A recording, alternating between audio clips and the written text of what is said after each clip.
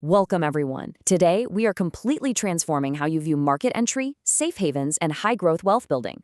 We're opening up the Strategic Investment Toolkit to show you the absolute mechanics behind truly smart money management. It's going to be a game changer.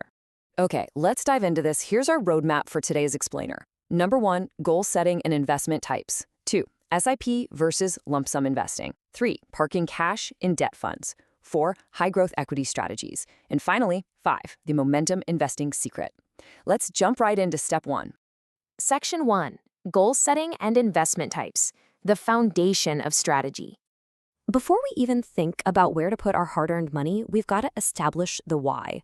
So I want you to ask yourself directly, what's the exact timeline for your financial goal? Are you planning to buy a car in 5 years? A house in 10? Maybe sending the kids abroad in 15. Or maybe you're thinking, hey, I don't really have a specific goal. Well, just surviving retirement with a healthy corpus is a goal in itself. Look, investing without a clear target makes it mathematically impossible to choose the right financial vehicle. Simply put, your timeline absolutely dictates your risk. Moving on to Section 2, SIP versus lump sum investing, the deployment dilemma. You know, having the cash is literally only half the battle. How you actually deploy it is the real strategy. Let's look at the options. A systematic investment plan, or an SIP, naturally absorbs market panic. By investing a fixed amount monthly, it averages out that wild market volatility. It's totally ideal if you have consistent cash flow. Lump sum deployment, on the flip side, offers immediate returns on your entire capital if the market rises. I mean, if you put it all in and the market goes up 20%, you get the full 20%. But, and this is a huge but, here's the catch. It carries massive risk if you deploy at market peaks. There's this old saying that only gods and liars can catch the exact top and bottom of the market, which basically means lump sum investing requires absolute nerves of steel. So what if you do have a large chunk of capital? How do you deploy it safely without just flat-out gambling? Well, check out the strategic lump sum deployment strategy. Step 1, wait for a significant market correction. We're talking something really substantial, like 30% or more. Step 2, deploy 25% of your total capital. And step 3, invest another 25% for every subsequent 10% market dip. This flow ensures excellent averaging. It basically turns market panic into a calculated strategic entry, rather than risking the whole shebang right at an all-time high. All right, Section 3, parking cash in debt funds, the defensive shield. Now, this brings up a massive point of anxiety for a lot of investors. What on earth do you do with a huge pile of cash when equity markets are just running way too high? Enter debt funds. Think of these as your low-risk investment vehicles that lend money out to government or corporate entities. They essentially act as a highly secure waiting room for your capital. Because let's face it, you can't just let a massive sum of money sit idle, losing its value to inflation. And you certainly don't want to blindly throw it into a risky, peaking stock market. Debt funds solve this perfectly by protecting your principal while actually earning you interest as you wait for those right market corrections. 7%. Just take a second to think about that number.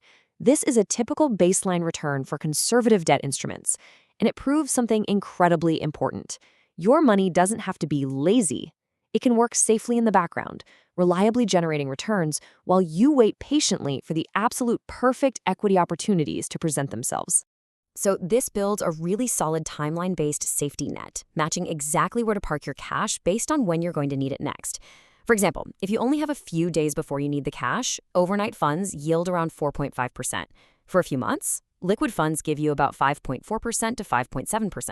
And if your horizon is a bit longer, say 1 to 5 years, short duration or gilt funds can potentially yield anywhere between 6.0% and 9.0%. You literally just match your cash parking spot to the exact moment you'll need the liquidity. It's brilliant. Which leads us directly to the ultimate setup. Accumulate your capital safely in debt funds, earning that steady interest. And then, here's the kicker, manually transfer those funds over to equity when market corrections present lucrative buying opportunities. It is the perfect defensive bridge. You completely avoid the terror of market highs, but you keep your ammunition loaded and totally ready to capture those market lows. Okay, Section 4, high-growth equity strategies, the offensive engine. Once your short-term goals are totally protected, we can finally switch gears from defense to offense. Here are 3 aggressive wealth builders specifically tailored for a 5+ year horizon: small-cap funds, NASDAQ index funds, and the Nifty 200 Momentum 30 Index. These are your high-octane growth funds.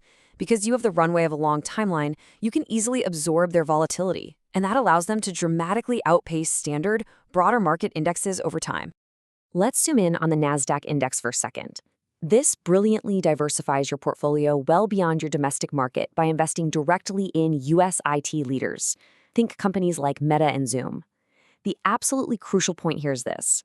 Since we use global tech software and platforms every single day of our lives, we really should be actively investing in those exact platform leaders. It gives you incredible geographic diversification and taps into some really massive historical returns driven by global software dominance.